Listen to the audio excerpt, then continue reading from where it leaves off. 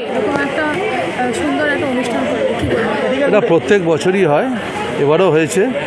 এটা তার ব্যতিক্রম হয়নি, প্রত্যেক বছরই যেমন হয় এবারও হয়েছে। প্রত্যেক বছর আমরা 116 বিধাননগর বিধানসভার পক্ষ থেকে একটা ইফতারের আয়োজন করি। এবার 20তম রমজান মাসে আজকে এইটা হলো।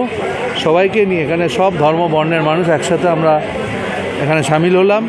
আর বিশেষ করে আপনারা জানেন এই রোজার মাসে আমাদের যারা মুসলিম ভাইরা আছে, তারা বোনেরা আছে, তারা রোজা রাখে।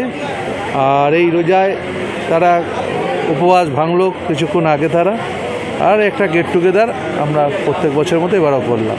তারা তৃণমূলের ওখানে বরানগরে তাপসরায় দাঁড়িয়েছেন, সেখান থেকে উনি কিন্তু এখন বিজেপিতে চলে গেছে। সেখানে সায়ন্তিকা গতকালই আপনার কাছে গাইডেন্স নিতে এসেছিল, এর ব্যাপারে আপনি কী বলবেন? না, গাইডেন্স আমার থেকে না, উনি মুখ্যমন্ত্রীর দলের প্রার্থী। আমাদের দল যাকে যেখানে দায়িত্ব দেয়, আমাকে দায়িত্ব দিয়েছিল, সেই দায়িত্বটুকু করেছি আমি। গাইডেন্স তো পার্টির গাইডেন্স, পার্টি যা গাইডেন্স করবে সেভাবেই ছিল।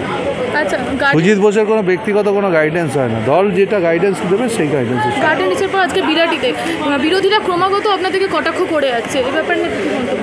আমাদের কাকে কি বিরোধীরা কি বলছে? দিলীপ ঘোষ বলেছে যে দিলীপ ঘোষের কথা ছাড়ুন,